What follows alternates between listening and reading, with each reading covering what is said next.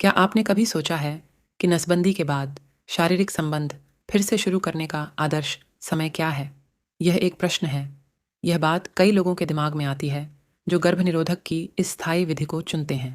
आज हम तथ्यों की गहराई से पड़ताल करते हैं और सीधे उत्तर देते हैं। नसबंदी एक प्रक्रिया जिसका उद्देश्य है गर्भावस्था को स्थायी रूप से रोकना, दो रूपों में आता है। पुरुषों के लिए यह नसबंदी है और महिलाओं के लिए यह ट्यूबल बंधाव है। दोनों प्रक्रियाओं में शुक्राणु या अंडे के मार्ग को बाधित करना शामिल है, भेंट करना। लेकिन इसके बाद क्या होता है? यौन गतिविधि फिर से शुरू करना कब सुरक्षित है? उन पुरुषों के लिए जो पुरुष नसबंदी करवाएं, डॉक्टर अक्सर यौन संबंध बनाने से पहले लगभग 1 सप्ताह इंतजार करने की सलाह देते हैं।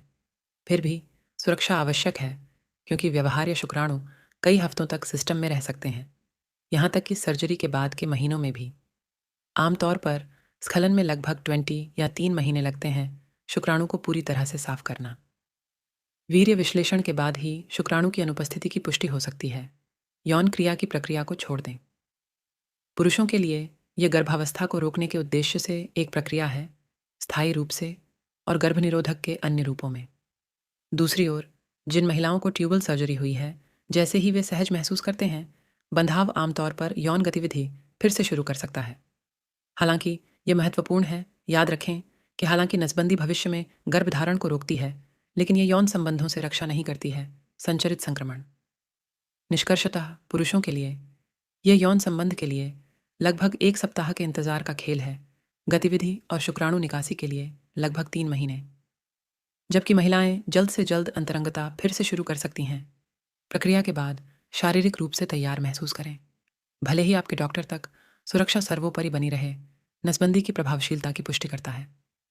याद रखें, नसबंदी एक महत्वपूर्ण निर्णय है और आपके स्वास्थ्य सेवा प्रदाता के साथ सावधानीपूर्वक विचार और चर्चा की आवश्यकता है।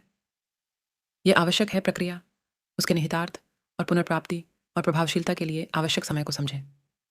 इसलिए इससे पहले कि आप ये जीवन परिवर्तनकारी विकल्प चुनें, सुनिश्चित करें कि आपके पास आवश्यक सभी जानकारी है। यहाँ आपके पास एक सीधी और तथ्यात्मक जानकारी है कि कोई व्यक्ति नसबंदी के बाद यौन गतिविधि कब फिर से शुरू कर सकता है।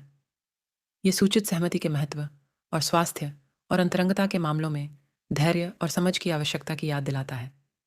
अगली बार तक अपनी जिज्ञासा को जीवित रखें और अपने ज्ञान का विस्तार करें।